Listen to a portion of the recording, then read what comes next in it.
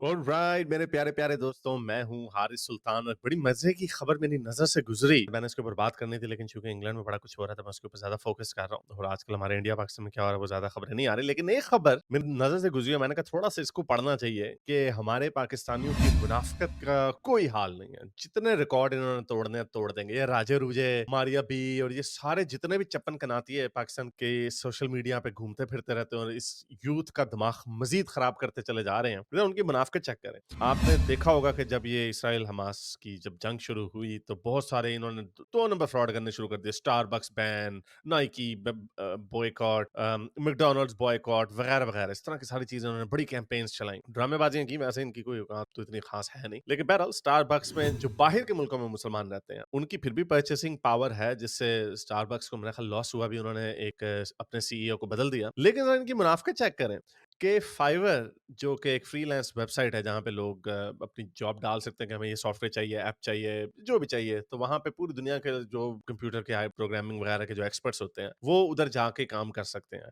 तो जाहिर बात है उसमें हमारे पाकिस्तान में भी बहुत सारे यंग टैलेंटेड बच्चे हैं, आईटी के बच्चे हैं जो बेचारे काम करना चाहते हैं। लेकिन इसके ऊपर किसी ने नहीं बकवास की, इसको किसी ने नहीं कहा कि फाइवर को बैन कर देना चाहिए। तो हुआ क्या जी, अब चूंकि पाकिस्तान ने हुकूमत ने खुद पहली दफा एतराफ किया 2-3 दिन पहले कि इन्होंने फायरवॉल लगाई हुई है, जिससे लोगों की स्पीड बड़ी स्लो हो गई है। और स्पीड स्लो हो गई है तो ऑब्वियसली जब आप इस तरह का काम करते हैं तो आपको एक हाई स्पीड इंटरनेट की जरूरत होती है, और ऊपर से वीपीएन लगाने पे बड़ी सख्त सजा कर दी है। और आए दिन मैसेजेस लोगों को जा रहे हैं कि अगर तुमने वीपीएन यूज किया तो हम तुम्हें रगड़ देंगे। तो एक मैं पढ़ रहा था, एक बंदे ने लिखा हुआ था, आई डोंट नो ये कितना सच है, कि पाकिस्तानी फ्रीलांसर्स जो हैं सालाना $500 मिलियन के सॉफ्टवेयर या ये भी आईटी सर्विसेज वगैरह एक्सपोर्ट करते हैं फ्रीलांसर्स डायरेक्टली। यानी ये फाइबर वगैरह से जॉब उठाते हैं और उसमें उनको यूएस डॉलर मिलते हैं, और ऑब्वियसली वो यूएस डॉलर जो है पाकिस्तान में जाते हैं तो पाकिस्तान के जर मुबादला में थोड़ा सा जर मुबादला है, उसमें इनको इजाफा होता है। लेकिन मुनाफिकत चेक करें कि अब सारों की चीखें निकल रही हैं। तो मैं देख रहा था कई लोग उनको छेड़ रहे थे, कई पाकिस्तानी ही छेड़ रहे थे कि भाई पहले तुम इसराइली कंपनियों को बड़ा बैन करते हो तो ये भी बैन करो। इस पे तो तुम उनको करने के बजाय तुम्हें खुद बैन कर देना चाहिए था। लेकिन वो देखे कितने अच्छे हैं, उन्होंने फिर भी पाकिस्तानियों को बैन नहीं किया। हाउएवर अब ये कल की खबर है, 13 अगस्त की, बल्कि 4 दिन पहले की खबर है कि फाइवर ने खुद पाकिस्तान को ब्लॉक कर दिया। उन्होंने ये नहीं कहा कि तुम चूंकि हमारी दूसरी कंपनियों को बैन करते हो इसलिए हम तुम्हें बॉयकॉट करेंगे, नहीं। उन्होंने लिखा कुछ, उन्होंने क्या लिखा मैं आपको पढ़ के सुना दूं। उन्होंने लिखा कि we understand that there may be internet disruptions, हम समझते हैं कि आपके वहां पे इंटरनेट की डिसरप्शंस होंगी जिसकी वजह से जो आपके कस्टमर्स होंगे उनको वक्त पर उनकी प्रोडक्ट नहीं मिल सकेगी।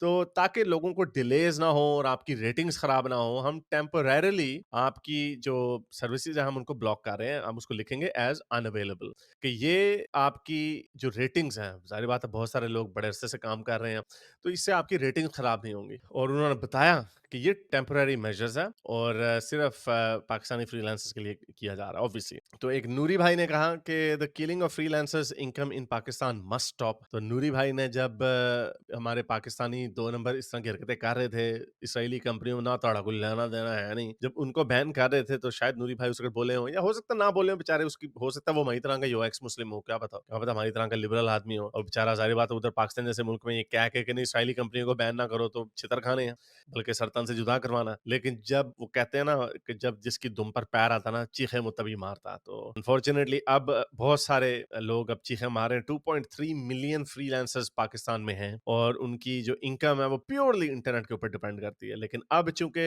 पाकिस्तान में जैसे बिजली जाती थी, गैस जाती थी, पानी बंद हो जाता था, अब इंटरनेट भी बंद हो जाती है। और इसमें कोई टेक्निकल प्रॉब्लम्स नहीं है, इसमें प्रॉब्लम है हुकूमत की हठधर्मी की। क्योंकि जाहिर बात है इन्होंने जिस तरह मुल्क चलाया उसी तरह ये चलाते आए हैं और ये समझते हैं कि इसी तरह ये मुल्क आगे चलता रहेगा। लेकिन आजकल ऐसा हो नहीं सकता। हम अभी यूके में देख रहे हैं कि उधर भी एक कम्युनिस्ट सोशलिस्ट ऊपर वजीर आजम बना हुआ, और वो लोगों को 3-3 साल के लिए जेलों में डाल रहा है कि लोगों ने पोस्ट एक्स पे, ट्विटर पे पोस्ट डालनी शुरू कर दी है जो कि एंटी स्टैब्लिशमेंट है उनके मुताबिक। तो उसके बदले में 3-3 साल, अब यानी, और अगर इस तरह होता आधा पाकिस्तान खाली हो जाए, क्योंकि ये तो हर एक को माँ बहन की गंदी गालियां निकाल रहे होते हैं। तो उधर इतना शोर मचा हुआ है, और वो जो लेफ्टिस्ट पॉलिटिशियंस हैं यूके में वो भी वही काम कर रहे हैं कि हमने एक्स को बैन कर देना। लेकिन अब कांग्रेस ने एक यूएस कांग्रेसमैन है, उसने धमकी दी है कि आप ऐसे इंटिमिडेट हमारे यूएस बिजनेसेस को नहीं कर सकते। तो और उनकी भी हिपोक्रेसी सामने आगे बरतानिया की कि यही इंडिया, चाइना, पाकिस्तान, बांग्लादेश, इन मुल्कों को वो लेक्चर देते हैं ह्यूमन राइट्स पे, इंटरनेट की सेंसरशिप के ऊपर,